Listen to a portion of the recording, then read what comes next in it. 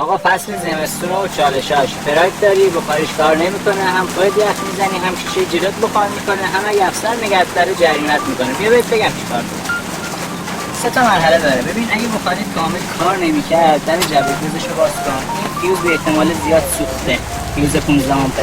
اینو در بیاری، فیوز نو بزن سر جاش، بخاریت جان میفته. حالا بخاریت کار میکنه ولی داغ نمیکنه به اون صورت. ببین این اهرم به سمت پایینه، اینو میدی به سمت بالا، بخاری تو جهنمی میکنه. حالا مرحله سوم برای اینکه شیشه جلوت بخار نکنه و این اهرم خراب باشه، بیا از زیر داشبورد سمت شاگرد بهت بگم چیکار. برای رفع بخار شیشه جلو تنها کافیه این رو کاملا بدی به سمت بالا. بخاری از شیشه جلو میزنه و دیگه بخاره شیشه رو به راحتی پاک میشه.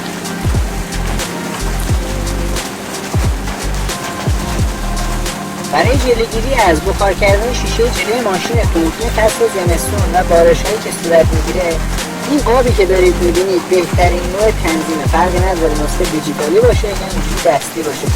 ببینید حالت بخاری روی گرمترین حالت خودش نباشه، یکم فاصله داشته باشه. دکمه AC باید فعال باشه. چرا که چون دکمه AC رطوبت هوا رو میگیره و مخصوص فصل تابستون نیست. گردش هوا داخل کابین الان غیر فعاله و هوای تازه از بیرون میاد. دکمه AC هم رطوبت اون هوای تازه رو میگیره و از اینجا هم که میبینید مستقیم جهت باد میزنه به شیشه های جلو و پرتو باد رو هم از درجه 2 به بعد میذارید تا شیشه ها سریعتر بخارش از بین بره.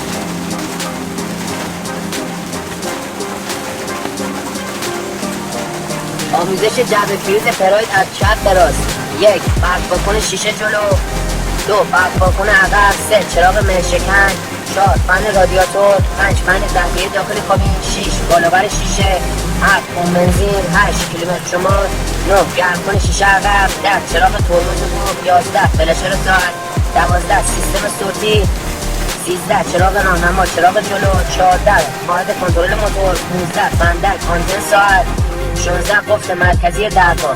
اگر از این پست خوشت اومد پیجمو فالو کن، بفرست واسه دوست.